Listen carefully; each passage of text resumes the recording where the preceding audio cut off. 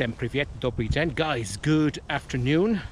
I'm in my neighborhood in the hood, and as you can see around us, we've had some snow as such, and the snow is slightly thawing again. The winter has finally arrived here in Minsk. Anyway, I have to do some chores, so while I'm on my way to hand in my shoes to be repaired, let me discuss a number of your questions that you sent to me in the last video. Let's go. Поехали.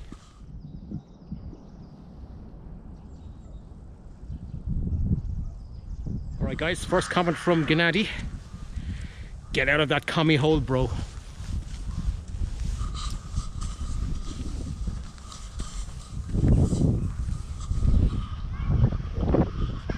Mate, I wouldn't have it any other way.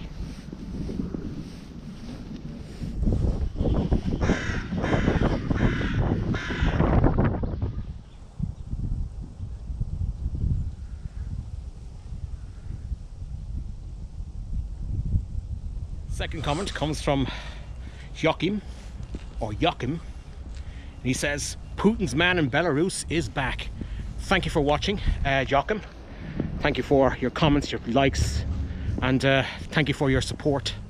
Guys, as you know, this channel has been demonetized by the good folks at Google, so you can support me at Patreon. I'll put the link up on the screen and in the video description below, where you can support my work. There you go. Let's move on.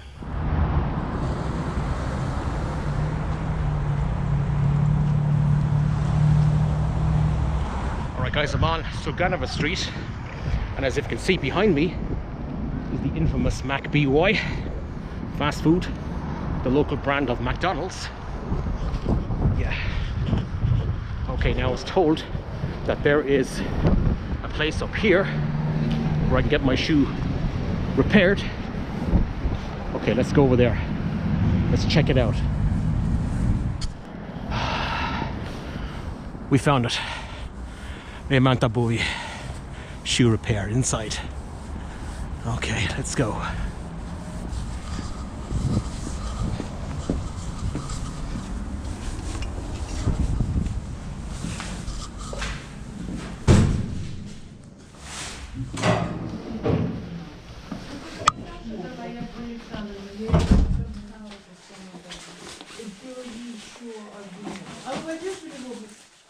Да, обувь, да.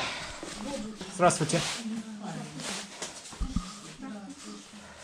Это возможно исправить это обувь. Смотрите, трэши. Да. Только надо два ботинка сразу. Да. Два, да. Ну, надо два делать. Смотрите. Да. Мы можем вот так до половины. Значит, заделаем эту дырку. Вот это вот застелим на профилактикой такой. И такое тоже, да? Хорошо, значит, отлично. Дырка будет стоить 8 рублей за дело. 8 рублей, да? Да. Профилактика 25. 25, да? 25 плюс 8. Плюс 8, да, хорошо. Так, считаем. 25 плюс 8. 33 рубля за все. 33 рублей, да. Сейчас будет. Сейчас я запишу. 20 минут. А когда она будет готова? Когда? В среду. В среду, да? Это итальянские обуви. Так, правый ботинок пишем, правый перелом. И правый, Да. Перелом 8 рублей. И профилактика. Очень холодно сегодня на улице. Холодно? Да.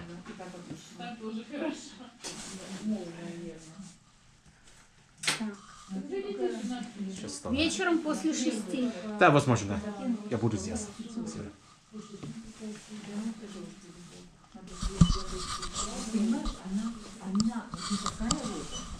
Она вот такая. Был снег, потом растаял, мы вышли наши, там говорит, 300 комплектов брали за вчерашний день. И сапог 300, и костюмов 300, все же прачечные, которые сушили. Так, все это вы забираете. Снова моё. принес. О, спасибо. Стирают уже. Хорошо, до свидания. В Среду. До среду. Спасибо. До свидания.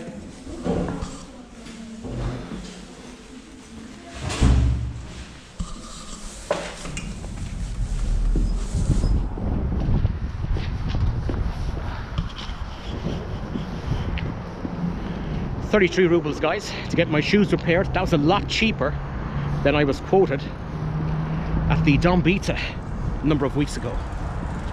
Yeah, so back there, guys, on Wednesday evening. That's what I do. Happy with that. Okay, let's move on. And yeah, guys, as you can see, a lot of building work going on.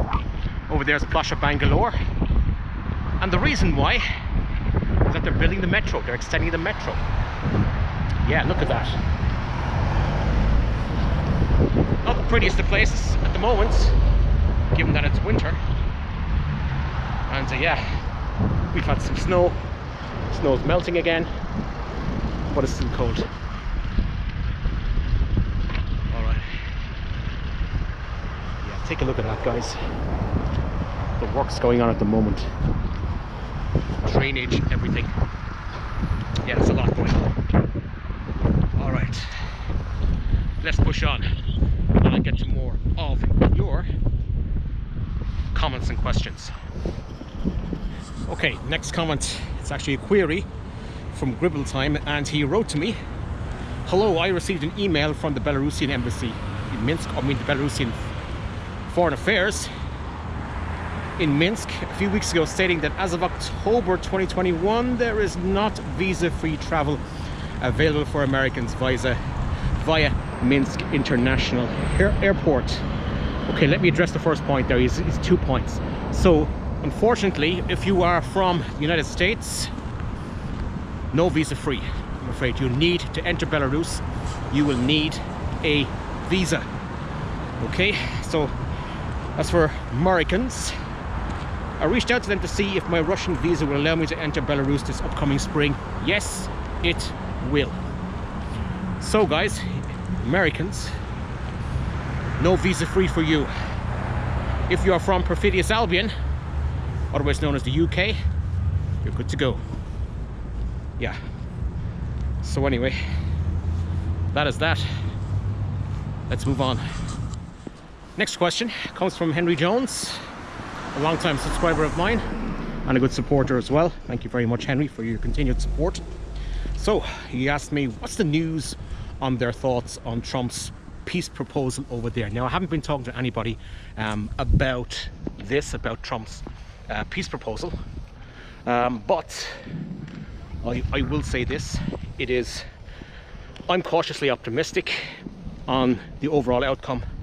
In saying that, I think it's good that the leaders of the United States, Donald Trump, Vladimir Putin, are sitting down to finally talk. As Winston Churchill once famously said, "Jaw is better than war." You know, and this is a very telling tweet from Elon Musk that he made pretty much today. We just drag it up there, and he said, "Every bleeding heart liberal I talk to about the Russia-Ukraine war wants to keep feeding bodies into the meat grinder forever. They have no plan for success. Superficial empathy, not real empathy." Absolutely 110% agree with Elon Musk.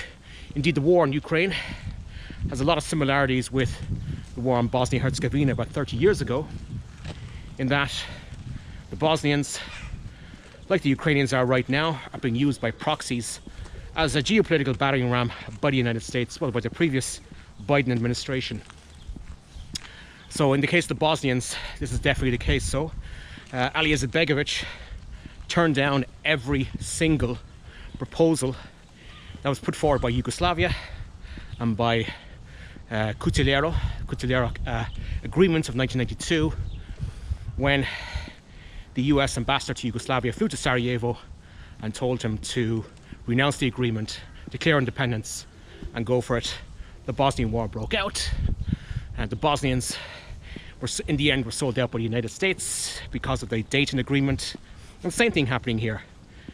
Minsk, Istanbul, you know, it's sad, but you know, it's a tragedy basically what has happened to Ukraine. But that's what happens to all US proxies in the end. They get used and they get spat out and sold out.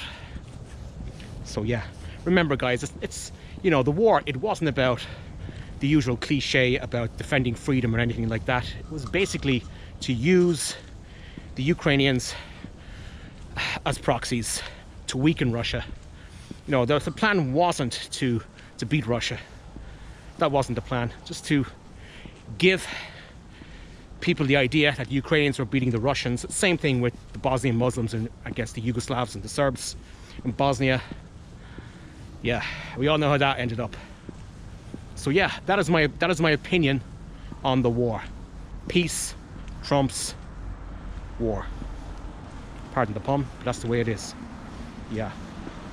As I've often said, guys, you know, it's not who pulled the first trigger, it's the events leading up to it. You know, 2014, there was the Maidan coup that overthrew the legitimate Ukrainian government. And the people of the Donbass rose up against the Banderites who had come to impose their idea of Ukrainian nationalism on the Russian, ethnic Russian-speaking population in the east. And that's how it began. But unlike the Serbs in Croatia, the people of the Donbass are extremely lucky that they have Russia next door. Anyway, that's just my thoughts on it. So hopefully this conflict will end and we'll have a peaceful outcome and Ukrainians will go back home, rebuild their lives as such. Coming back into my neighborhood now and still see a bit of snow. It is very, very cold here at the moment. Very cold. Well guys, I think that's it for Saturday. I'm just going to off to get a bite to eat and enjoy the rest of my weekend. I might go out tonight for a couple of beers, who knows. Okay, so that is it guys. Let's leave it at that for today. Enjoy the rest of your weekend. And I'll catch you sometime soon. Remember, please support me on Patreon. Please share, like, and subscribe. I'll see you then. So from Minsk, the capital of Belarus, to do svidaniya, do stretchy, do papachenya, and slán go fór.